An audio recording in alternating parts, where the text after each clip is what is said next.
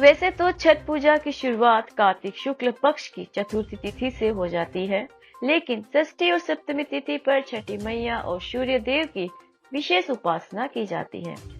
इस साल 28 अक्टूबर से छठ पूजा की शुरुआत हुई। 30 अक्टूबर को शाम का अर्घ्य और 31 अक्टूबर को उगते हुए सूर्य को अर्घ्य दिया जाएगा। मान्यता है कि छठी व्रत करने से संतान सुखी और दीर्घायु होता है।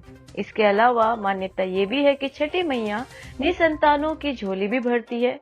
आइए जानते हैं कि छठी मैया कौन है, इनसे जुड़ी पुरानी कथा क्या है।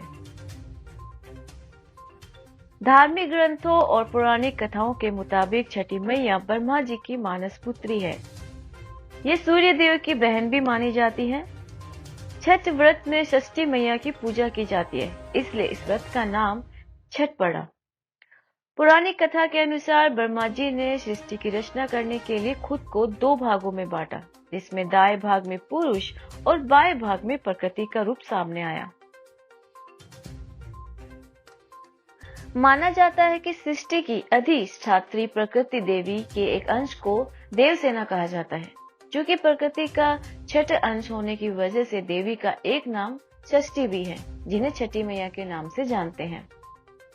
पौराणिक कथा के अनुसार राजा प्रियव्रत के बहुत दिनों तक कोई संतान नहीं हुई, जिसके बाद महर्षि कश्यप ने यज्ञ कराकर प्रियव्रत की पत्नी को यज्ञ आहुति के लिए बने प्रसाद को खाने के लिए कहा।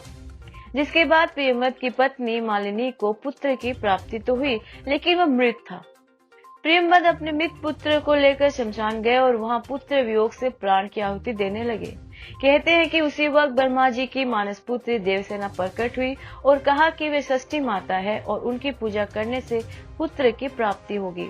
षष्ठी माता के कहने पर राजा प्रियव्रत ने वैसा ही किया, जिसके बाद उन्हें तेजस्वी पुत्र की प्राप्ति हुई। तब से कार्तिक शुक्ल षष्ठी के दिन षष्ठी माता की पूजा शुरू हुई, जो आज तक जीवंत है।